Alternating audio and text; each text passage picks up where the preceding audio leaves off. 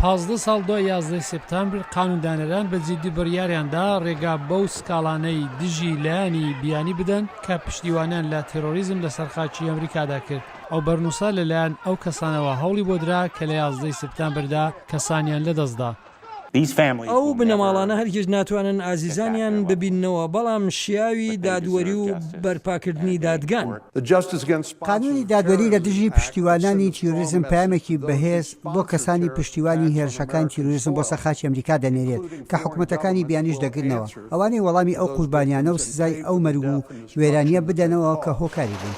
کۆشکی سپی لە ناڕزایەتی بەرامبەر بەو بڕیارە کوتی ئەو بەرنووسە بیرۆکەی پاراستنی سەروەری لاواز دەکات. ویلایەتە یەکگرتووەکانی ئەمریکا زۆر چڕوپرتر لە هەر وڵاتێکی تر لەگەڵ گەلێک وڵاتی تر لە هەوڵی پەیوەندیگردندایە، بۆیە داتاشینی مەرجی زیاتر بۆ پاراستنی سەروەری ئەمریکا لە هەر وڵاتێکی تر زیاتر دەخاتە مەترسیەوە.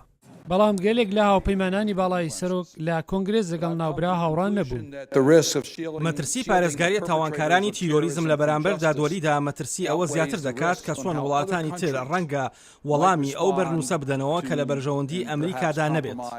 15 لە 19 فڕۆکە ڕفێنەری 11 سپتامبر خەڵکی سعودیا بوون. بنەماڵەکانی قوربانیان لە مێژە باوەڕیان وابووە کە کەسانی سعودی یارمەتی فڕۆکە ڕفێنەرەکانیاندا. بەڵام سعودی لە مێژە حاشای لەوە کردو کە هیچ نەخشێکی لە هێرشەکانی 11 سپتامبردا نەبوو و هشداری سەبارەت بە بەرنووسەکە دەدات.